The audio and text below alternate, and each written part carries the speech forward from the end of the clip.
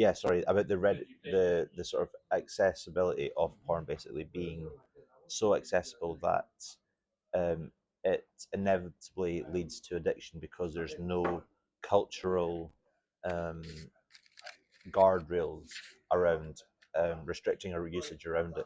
I actually not sure that it's porn that is the issue, and it's actually the lack of purpose and meaning that a lot of people uh, have in their lives. Like they just lack purpose, they lack meaning, uh, they lack a purpose for their life. They don't know what it is they're doing, what they're working for, why they have to work, why what their ultimate goal is in life. And I think that's what's driving the um, the excessive porn consumption because I just played a thought experiment in my head, which is okay, pick any rich, successful, wealthy person who has unlimited access to girls. And yeah, okay, some of them do falter, some of them do give in to their hedonistic whims. P. Diddy being the latest example of someone like that. But actually, the vast majority of them don't. And why don't they? Actually, why Yeah. didn't they give into it? And that's because they have a greater meaning and purpose in their life. They're successful for a reason. It's because they've they're developing their own character arc.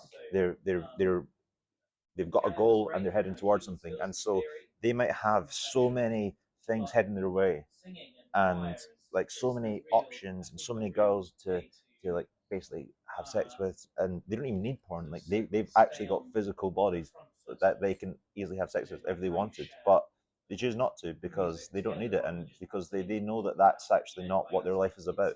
And I think giving in to that, um, giving into your hedonistic whims is actually a result of worshipping the wrong thing, which is actually putting your hedonistic whims, your impulses at the forefront of your life and saying, well, whatever I want to do, I'm going to do because, well, why not, basically? And instead, you should find, It's a little bit related to nihilism, right? Hedonism. yeah, exactly. Well, it is the same thing. Is skeptics are people who don't have anything to worship other than their immediate impulses, and it's a it's just self gratification. It's basically whatever I want to do it now because why not?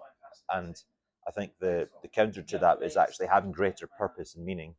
And I think that that's the reason why people give in to a lot of addiction. I'm going to challenge you there a little bit though, because I think you could have your meaning taken away from you from exogenous factors, right? Like I often think about this. Like think about like the median individual. Like how easy is it for the median individual to be successful in your society?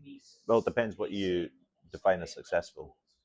I think simply like having the capacity to like hold down sufficient work, meaningful work, Yep. that you can support a family. I think it's pretty low bar. Like you can afford a place to live. You can go to work every day, like kind of have some pride in your work.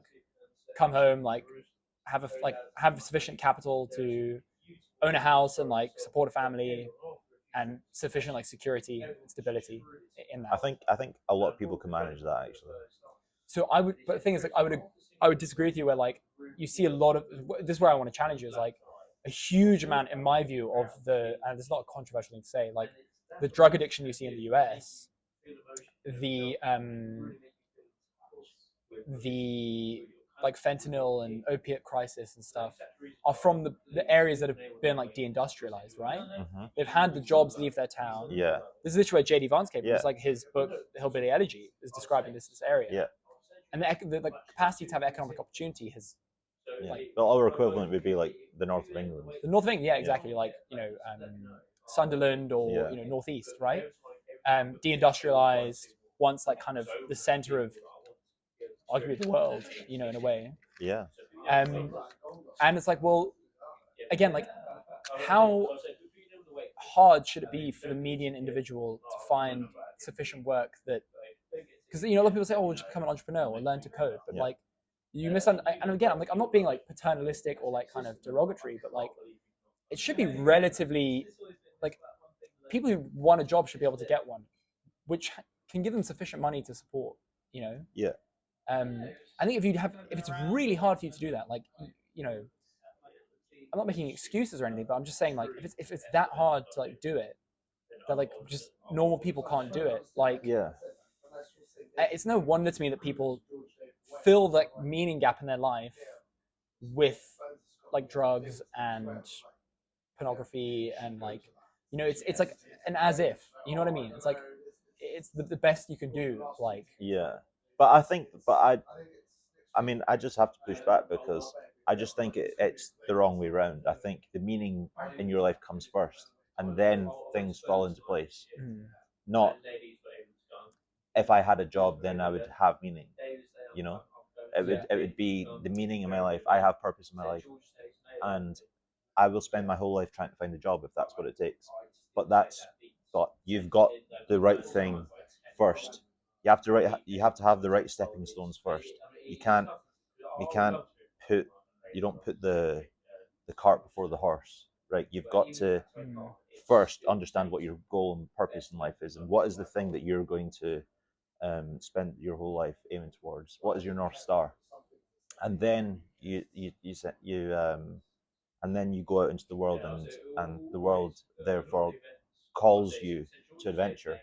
Not, well, I need to find that adventure first and that journey, and then that's what's going to be the source of my meaning. Because I think that's the same as basically putting your whims and your hedonistic impulses actually before. That's You're basically resorting to that to be the determiner of your next step in life if you don't have that north star. And I think that there's a lot of people that in like, I mean, I come from Scotland. I come from a town that's full of like a lot of people that are cynical in life, and don't believe that that the future is going to be great, and that they it's very natural to sort of like resort to impulses and stuff. And actually, I was reading something earlier today, which is about the book of Revelation, actually, in the New Testament, where there's a lot of like imagery that revolves around people's hedonistic whims. That as they approach the end of the world, obviously there's a lot of imagery about prostitutes and stuff that come up, and that's because what what well, what if you do think the people world's think gonna about? end, yeah, Yeah, what do people think about? What do people want to do when they're told that the world is going to end, or when they know that the world is going to end? try to experience everything they can Yeah, possibly. exactly. It's all the things you could possibly want. You want to do them now and imminently. And I think that's how people act. People are acting as if the world is about to end, and that the world is in decline, and I think that is the source of a lot of addiction and a lot of self gratification that we find in our society, which is why porn consumption is probably at its all time high. Why lots of people develop fetishes is because actually they're cynical and they don't believe that the future is going to offer them anything great. Hmm. Deep down, I think that's what they think. Yeah. I guess, like, another example of that is like, how do you tie it back into relationships? Yeah, How do you project your relationship 20 years into the future if you're genuinely convinced the climate emergency is going to kill us all in the next 10 years? You know what I mean? exactly.